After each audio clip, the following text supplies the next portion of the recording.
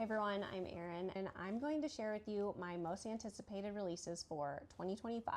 First up is January, and I only have a couple that I could find and that sounded interesting to me.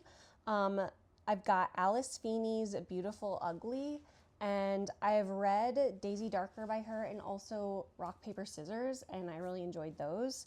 So I was really looking forward to this one.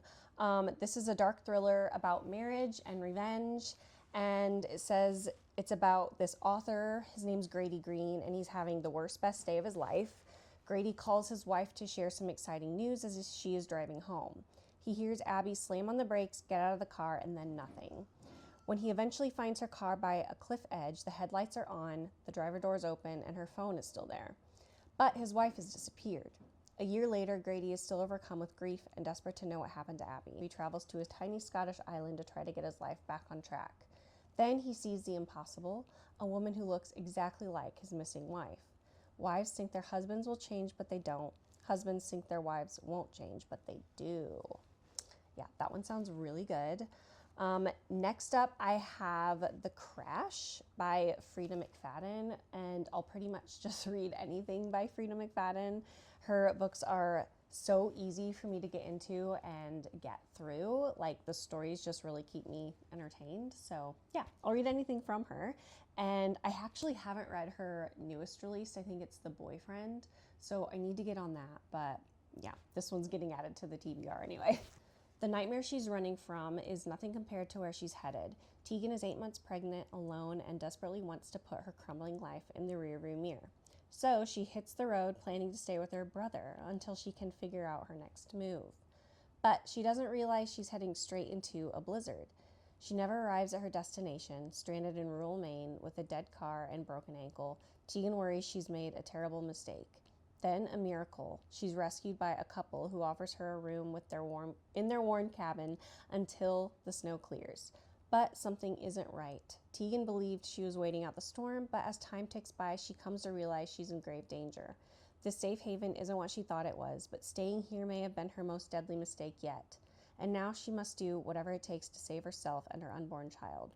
A gut-wrenching story of motherhood, survival, and twisted expectations, Frida McFadden delivers a snowbound thriller that will chill you to the bone.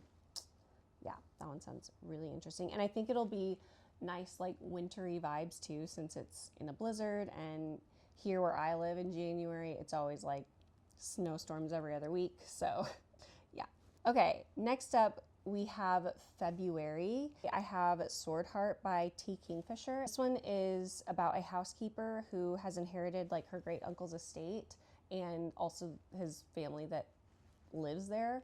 And she finds a sword with someone trapped inside of it. And so I guess this guy Sarkis, he's the one trapped in the sword. He is attempting to defend his new wielder. So I don't know how to explain this book.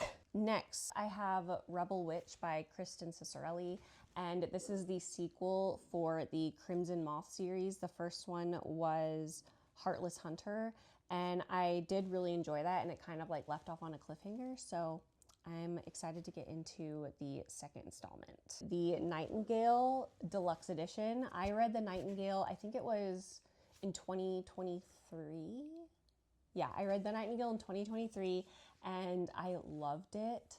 And I'm excited because I actually don't own it on my shelf. But there's going to be a deluxe edition, which is gorgeous. So, and it has like sprayed edges and everything. So I am excited for that to come out and just to add it to my shelf. Another release that I'm excited about is Heather Fawcett's Emily Wilde series. The third one comes out. It's called Emily Wilde's Compendium of Lost Tales. And I loved the first two. They felt very cozy to me, cozy fantasy. And so I'm excited to read the third one. I think it's going to be really good. And Goodreads has no summary of this book, so it's just a mystery as to what it's going to be about. The Sirens by Amelia Hart. As Lucy waits for her return, she starts to unearth strange rumors about Jess's town, tales of numerous missing men spread over decades. And then we jump to the 1800s timeline. Mary and Eliza are torn from their loving home in Ireland and forced onto a convict ship heading for Australia. As the boat takes them farther and farther away from all they know, they begin to notice unexplainable changes in their bodies. A breathtaking tale of female resilience, The Sirens is an extraordinary novel that captures the sheer power of sisterhood and the indefinable magic of the sea. Sounds like a really fun mermaid story. All right, April. First up, which is probably on everyone's list, is Emily Henry's new release, Great Big Beautiful Life. This one is about two writers competing for the chance to tell the larger-than-life story of a woman with more than a couple of plot twists up her sleeve in this dazzling and sweeping new novel from Emily Henry.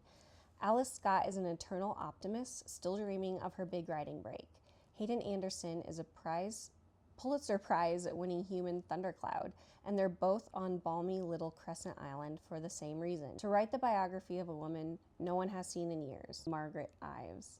Tragic heiress, former tabloid princess, and daughter of one of the most storied and scandalous families of the 20th century. When Margaret invites them both for a one-month trial period, after which she'll choose the person who will tell her story, there are three things keeping Alice's head in the game. 1. Alice genuinely likes people, which means people usually like Alice, and she has a whole month to win the legendary woman over. 2. She's ready for this job and the chance to impress her perennially unimpressed family with a serious publication. 3. Hayden Anderson, who should have no reason to be concerned about losing this book, is glowering at her in a shaken-to-the-core way that suggests he sees her as competition. But the problem is, Margaret is only giving each of them pieces of her story, pieces they can't swap to put together because of an ironclad NDA and an inconvenient yearning pulsing between them every time they're in the same room. And it's becoming abundantly clear that their story, just like the tale Margaret's spinning, could be a mystery, tragedy, or love ballad, depending on who's telling it. That is a very long summary. For the month of May, I'm really excited to continue the Lore Olympus series, which is a graphic novel series, and I read all of them last summer. The artwork is so beautiful. So yeah, volume 8 comes out in May, and that'll be exciting. Then I don't have anything for the month of June, but for July, I have Made for Each Other by Lynn Painter, and I have read a few other Lynn Painter books, Better Than the Movies and The Do-Over. So Made for Each Other sounds a little bit like Made in Manhattan, a little rom-com. So it says Abby is a professional cleaner, so it's ironic when she's forced to move out because of an infestation in her building. Thanks, apartment 2B. Declan is a busy man working his way up at Hathaway Holdings, which is why he's never met the woman who cleans his penthouse every week. Abby needs a place to stay, and Declan is out of town, so the solution seems simple: crucially free. So she's staying in his apartment, and Declan's parents, I guess, come and meet her at his apartment, and they think that she is his girlfriend. So it sounds like a little bit of miscommunication and fake dating and close proximity, and that sounds like a fun time. For September, I'm really excited to read the second installment in Lucy Jane Wood's series called Uncharmed, and the first one was called Rewitched. You can probably see it back there on my shelf. I loved it. It felt very cozy, very autumnal, and I'm expecting the same from this book. It takes place in the same world, but I think it's a different set of characters. It says, the spellbinding new cozy fantasy from Sunday Times bestseller Lucy Jane Wood, practically perfect in every which way. I actually really love following along on her YouTube channel where she is documenting her whole process of writing, and it's so fun to just follow along and see it all come together and be made. And I especially loved it watching her publish Rewitched. For October, I don't have anything, which is kind of surprising because I really like to read a spooky something or other for October, but I didn't see anything come up that was going to be a new release. But I probably will, as it gets closer to that month, probably see some things that pique my interest. And then November, I only have one book as well, and it is Fallen City by Adrienne Young. I really enjoyed reading The Unmaking of June Farrow. We read it in my local book club, and it was so good. I really liked it. I think that is the first Adrienne Young book that I've read. And I saw that she had this new one coming out in November, and so it sounds really interesting to me. Going to be a duology as well. It's called Fallen City. It says, in the great walled city of Isara, political turmoil ignites a rebellion 100 years in the making. But when a legionnaire falls in love with a magistrate's daughter, their love will threaten the fate of the city and the will of the gods. Luca Mattius has one purpose: to carry on the family name, maintaining its presence in the forum once his powerful and cruel uncle dies. But his noviceship with the city's philosopher places him in the middle of a catastrophe that will alter the destiny of his people.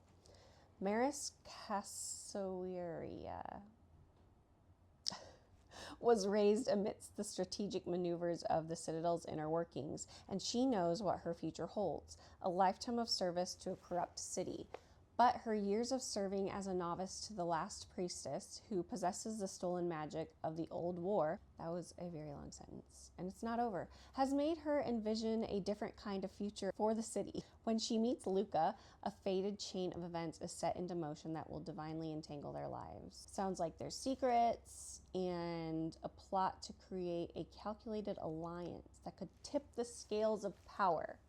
So it sounds like maybe an epic fantasy. And that sounds interesting to me because I love fantasy. So I also have nothing for December.